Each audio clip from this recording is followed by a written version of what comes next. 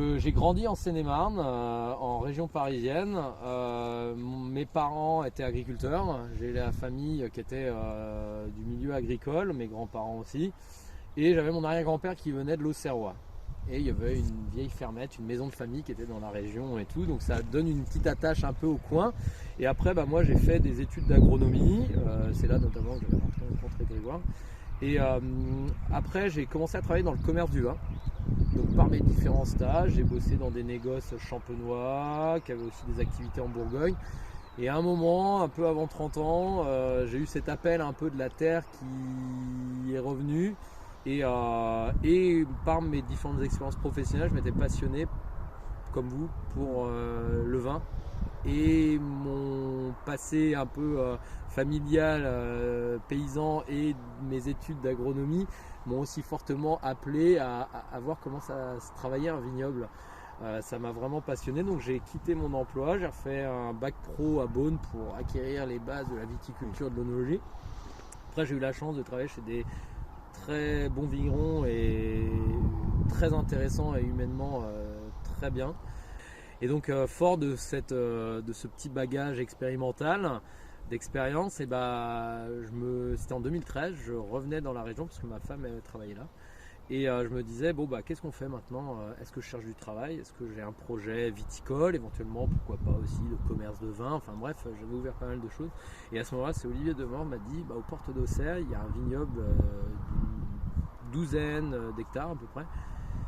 Il est en bio depuis une douzaine d'années, il souhaite arrêter. Tu devras aller voir parce que je pense que ça peut être intéressant pour un jeune.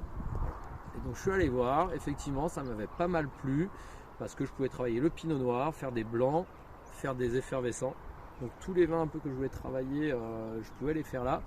Et donc le terroir, comme je vous l'ai dit, sur des calcaires nord bourguignon, je trouvais que ça apportait des très beaux terroirs pour faire de jolis vins. La Bourgogne, qui est effectivement une mosaïque de terroirs, finalement on est une de ces facettes de la mosaïque. On est sur des terroirs assez proches de ce qu'on peut trouver dans le Chablisien, mais avec une identité aussi un peu différente, et en tout cas différente aussi de ce qu'on a en Côte d'Or ou en Sud-Bourgogne. Alors on a des similitudes sur certains terroirs à base d'argilo-calcaire, sur les cépages, mais après on a aussi cette identité où ça nous apporte des vins avec de la fraîcheur, de la tension, ce qu'on dit une certaine minéralité. Et après, on a ces structures de vin à nous, vignerons, d'essayer de donner de la rondeur, un peu d'aromatique, parce que je trouve qu'en plus dans nos vins et sur les terroirs, on a cette pureté aromatique qui ressort sur notamment les pinots, les fruits rouges, le côté cerise, les chardonnays aussi, on a tout de suite le côté un peu, comme on dit, un peu caillou, floral, agrumes, là, qui est quand même assez présent. Donc voilà au niveau un peu du terroir et de sa géologie. Donc c'est pour ça qu'on est sur un terroir qui à mon sens est assez intéressant parce qu'on peut avoir des belles structures de vin, on peut avoir quand même de la richesse, d'autant plus que maintenant avec le réchauffement climatique on a beaucoup moins de problèmes pour avoir des degrés à 12,5, 13, c'est même maintenant potentiellement un nouveau souci parce qu'on voit qu'on a des fermentations sur les millésimes solaires qui des fois patinent un peu en fin de fermentation et peuvent nous entraîner sur des difficultés de fin de fermentation qu'auparavant on n'avait pas. Alors là on est sur ce coteau là, le coteau ici à peu près 7 hectares, de l'autre côté il y a aussi 7 hectares, le domaine fait 14 hectares. Et sur ce coteau on a essentiellement des rouges. Et là on a du pinot noir et on a également aussi un cépage qu'on trouve que dans l'Auxerrois, le César. Quand j'arrive à en avoir suffisamment pour faire une cuvée à part, je fais une cuvée à part où en fait c'est sur cette parcelle, je prends des pinots noirs de cette parcelle et les Césars, je les fais fermenter, vinifier à part et après je les assemble et je fais une cuvée où on est à peu près sur un pourcentage, un assemblage de 50% de pinot noir, 50% de César que je mets en coteau bourguignon. L'idée c'est de pouvoir ressortir un peu l'identité de ce cépage qui est un cépage vraiment local qu'on ne trouve pas partout.